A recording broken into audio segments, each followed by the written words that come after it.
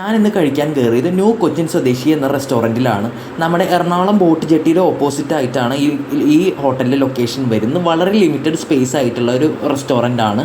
വൈകിട്ട് ഇവരുടെ സ്പെഷ്യാലിറ്റി എന്ന് പറയുന്നത് വളരെ വെറൈറ്റി ഓഫ് തരം കടികളാണ് ഇവർക്ക് അവൈലബിൾ ആയിട്ടുള്ളത്.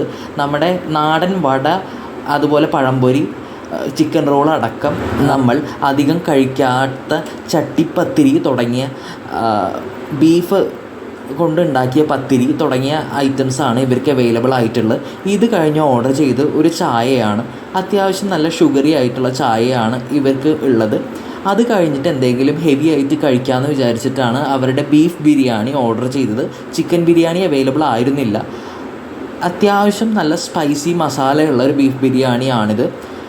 ഇതിൻ്റെ ഒപ്പം സാലഡും അച്ചാറുമാണ് കിട്ടുന്നത്. ഒരാൾക്ക് കഴിക്കാൻ ഇത് മതിയായിരുന്നു.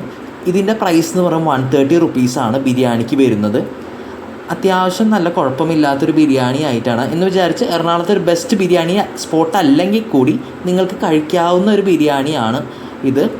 സോ നിങ്ങൾ എറണാകുളം ബോട്ട് ജെട്ടി വഴി വരികയാണെങ്കിൽ തീർച്ചയായിട്ടും ട്രൈ ചെയ്യേണ്ട ഒരു സ്പോട്ടാണ് ന്യൂ കൊച്ചിൻ സ്വദേശി റെസ്റ്റോറൻറ്റ്.